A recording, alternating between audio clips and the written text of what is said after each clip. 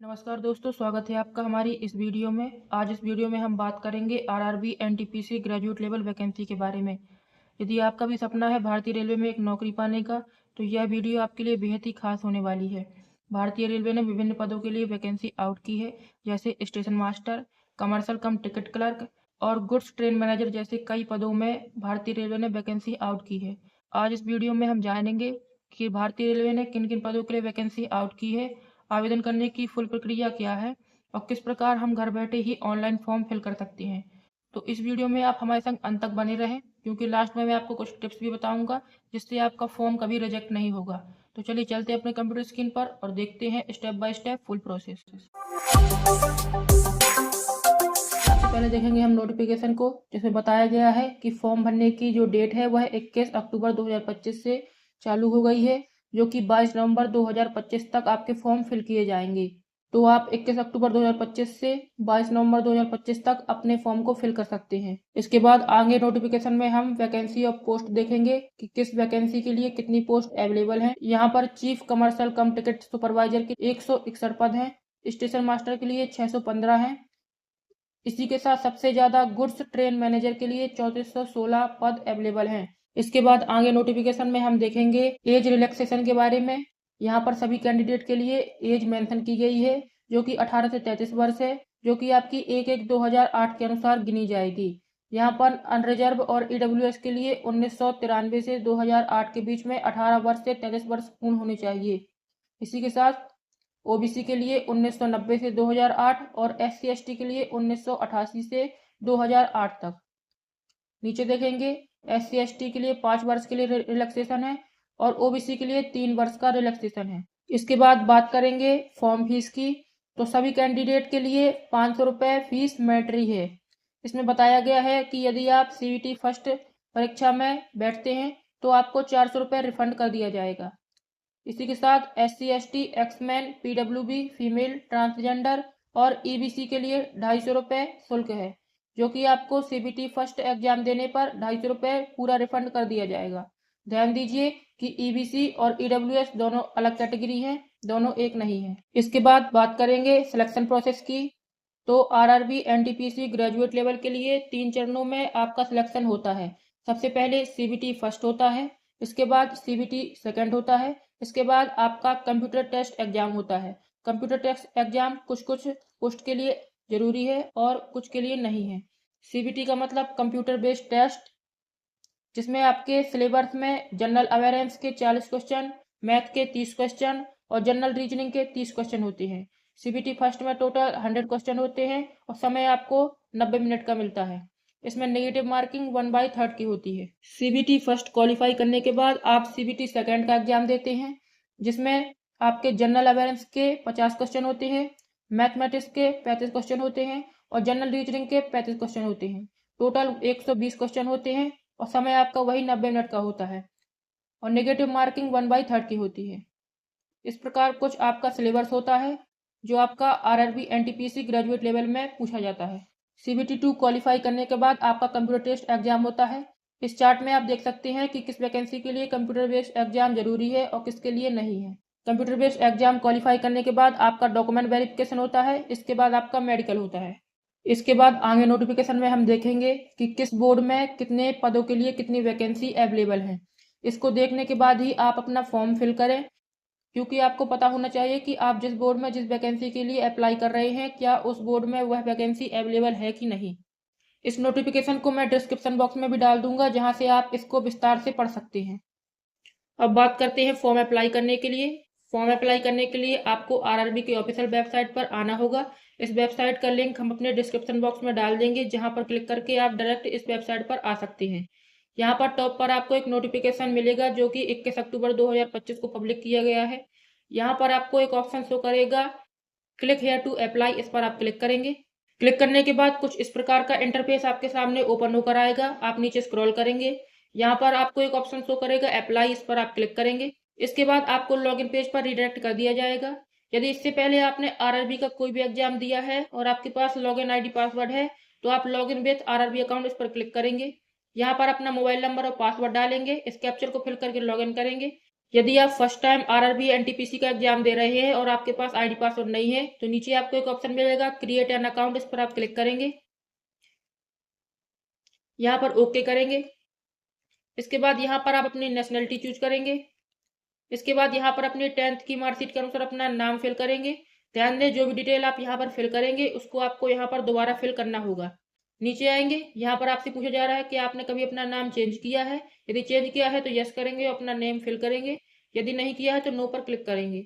इसके बाद नीचे आएंगे, यहाँ पर इस कैलेंडर के अनुसार अपनी डेट ऑफ बर्थ चूज करेंगे।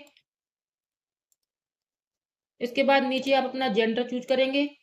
इसके बाद यहाँ पर अपने फादर का नेम फिल करेंगे। इसके बाद मदर का नेम फिल करेंगे। नीचे आप अपनी ईमेल आईडी और मोबाइल नंबर एंटर करेंगे और ओटीपी से वेरीफाई करेंगे। ध्यान दें, ईमेल आईडी आप अपने ही डालें, क्योंकि फॉर्म करने के बाद जो भी नोटिफिकेशन होंगे वो आपको इसी ईमेल के द्वारा बताए जाएंगे। इसके बाद नीचे आएंगे, यहाँ पर वेरीफाई दो आधार, इस पर आप क्लिक करेंगे। यहाँ पर आप अपना आधार नंबर एंटर करेंगे, गेट ओटीपी पर क्लिक करेंगे, ओटीपी फिल करेंगे एंड वेरीफाई करेंगे। इसके बाद आप नीचे आएंगे, यहाँ पर आप अपना एक पासवर्ड बनाएंगे। पासवर्ड कुछ इस प्रकार बनाएंगे जिसमें एक कैपिटल अक्षर, कुछ स्मॉल अक्षर, एक स्पेशल कैरेक्टर और कुछ नंबर के साथ आप एक स्ट्रॉन्ग पासवर्ड बनाएंगे। पासवर्ड बनाने के बाद पासवर्ड को यहाँ फिल करेंगे। यहाँ पर दोबारा पासवर्ड को फिल करेंगे। इस कैप्चर को यहाँ टिक करेंगे and preview and create account, इस पर क्लिक करेंगे। अकाउंट बनाने के बाद आप दोबारा इसी होम पेज पर आएंगे एंड लॉगिन करेंगे। लॉगिन होने के बाद कुछ इस प्रकार का इंटरफेस आपके सामने ओपन होगा।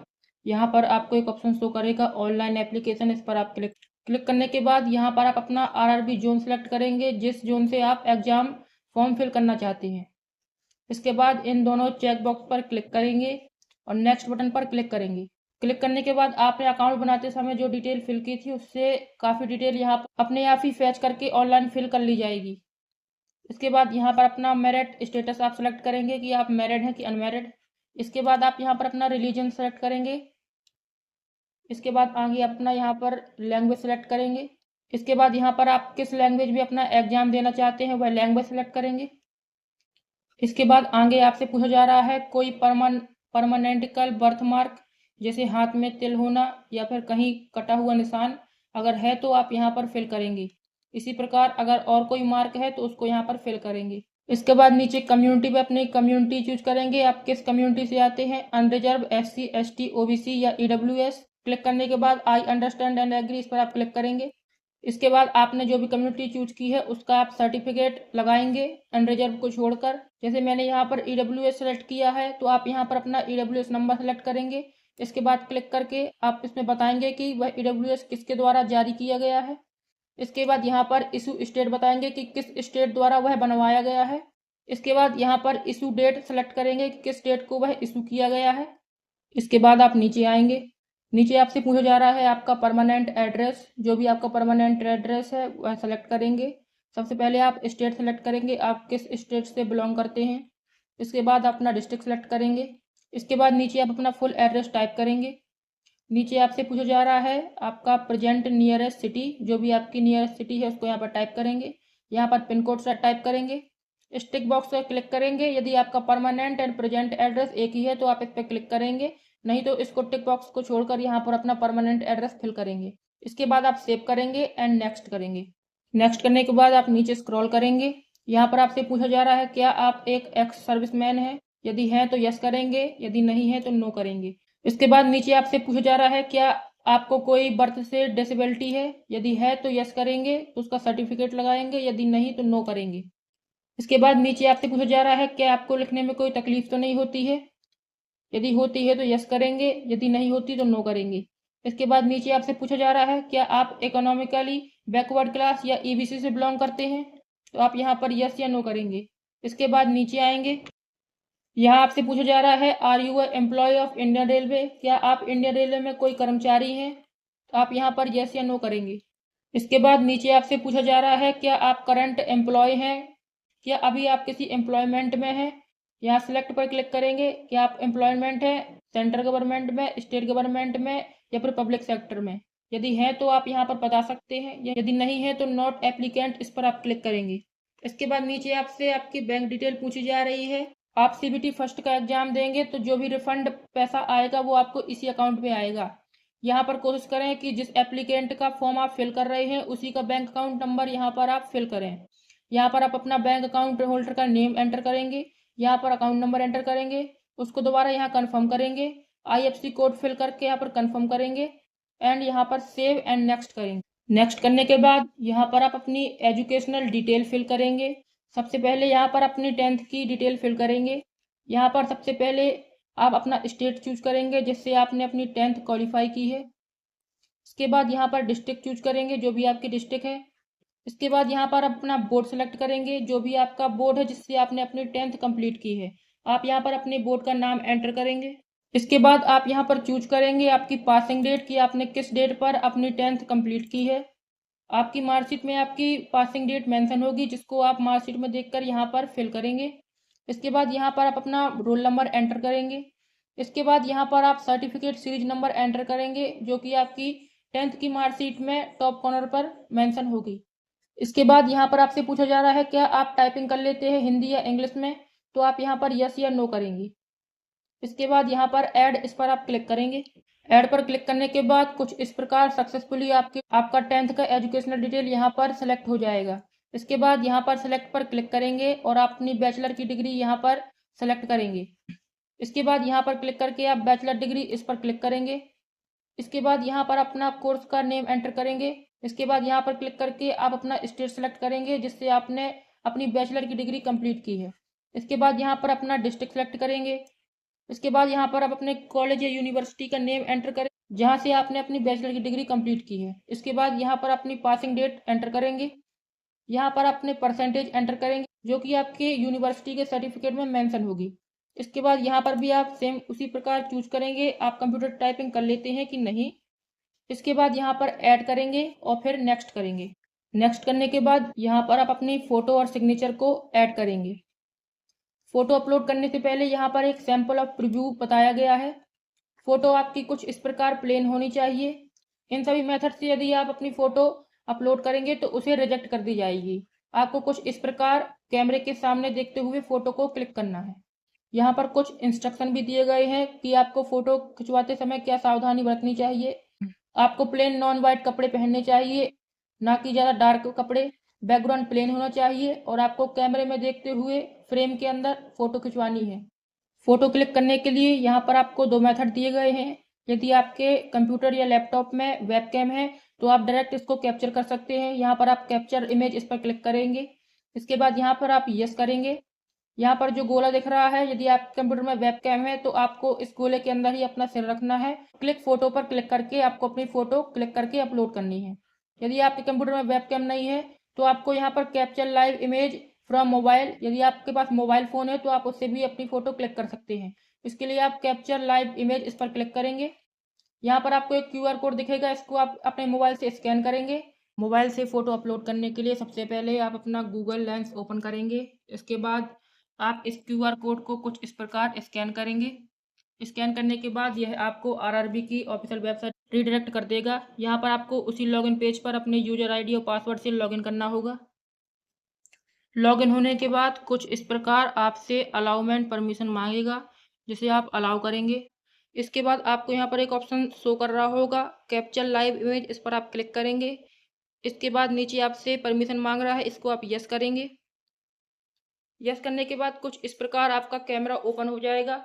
आपको अपना सिर इस गोले के अंदर रखना है। इसके बाद आपको अपनी आइज को ब्लिंक करना है।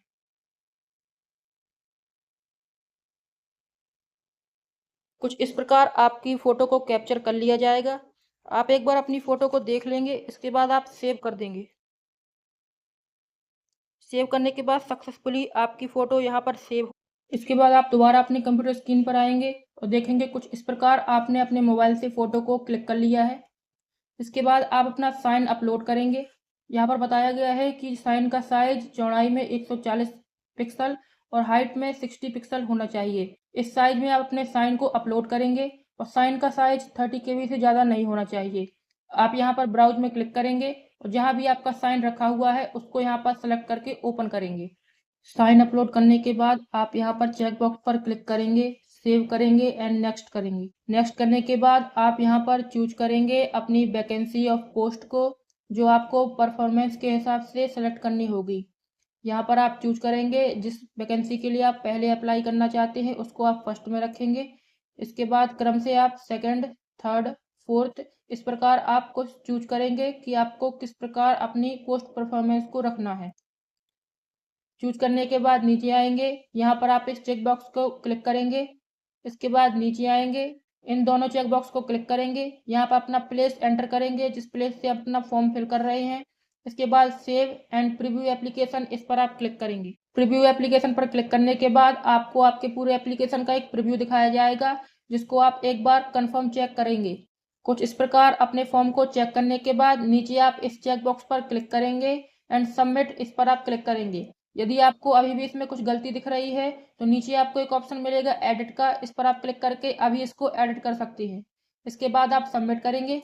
सबमिट करने के बाद आपके सामने एक ऐसा पॉपअप ओपन होगा जिसमें लिखा है application will not be able to make any correction in the online application after submitting. इसमें बताया जा रहा है कि आप यदि फॉर्म को सबमिट करते हैं तो इसके बाद आप कोई करेक्शन इस फॉर्म में नहीं कर सकते हैं। इसके बाद आप यहाँ पर सबमिट बटन इस पर क्लिक करेंगे। सबमिट बटन पर क्लिक करने के बाद आपको रिडायरेक्ट कर दिया जाएगा पेमेंट मेथड पर। यहाँ पर आपको कुल 500 रुपये का पेमेंट करना है जो कि हमने पहले नोटिफिकेशन में देखा था। इसके बाद यहाँ पर आपको ऑप्शन शो करेगा पे विथ SBI ई-पे, इस पर आप क्लिक करेंगे। क्लिक करने के बाद इस चेक बॉक्स पर आप क्लिक करेंगे एंड प्रोसीड इस पर आप क्लिक करेंगे। प्रोसीड पर क्लिक करने के बाद आपको पेमेंट मेथड पर रिडायरेक्ट कर दिया जाएगा। आप यहाँ पर debit card, credit card, net banking, UPI किसी भी मेथड से अपना पेमेंट कर सकते हैं। यदि आप UPI से पेमेंट करना चाहते हैं तो नीचे आप UPI इस पर क्लिक करेंगे। यहाँ पर आप UPI QR कोड पर क्लिक करके पे नाउ इस पर क्लिक करेंगे। यहाँ पर आपको एक QR कोड शो करेगा, इसको आप किसी भी UPI ऐप से स्कैन करेंगे एंड पेमेंट करेंगे। सक्सेसफुली पेमेंट करने के बाद आप दोबारा इसी फॉर्म पर रिडायरेक्ट कर दिए जाएंगे। तो कुछ इस प्रकार आप घर बैठे ही अपने मोबाइल या लैपटॉप से RRB NTPC graduate level form को फिल कर सकते हैं। तो दोस्तों उम्मीद करता हूं कि आपको इस वीडियो में RRB NTPC graduate level vacancy की सारी जानकारी मिल गई होगी। यदि वीडियो से संबंधित आपको कोई भी क्वेश्चन है या फॉर्म भरने में आपको कोई परेशानी हो रही है तो आप नीचे कमेंट बॉक्स पर पूछ सकते हैं। यदि आपको वीडियो अच्छा लगा है तो वीडियो को लाइक करें और अपने दोस्तों के साथ शेयर करें। इसी के साथ आप चैनल को सब्सक्राइब करना ना भूलें ताकि आपको इसी प्रकार की और भी वीडियो की नोटिफिकेशन सबसे पहले मिल सके। Thank you for watching.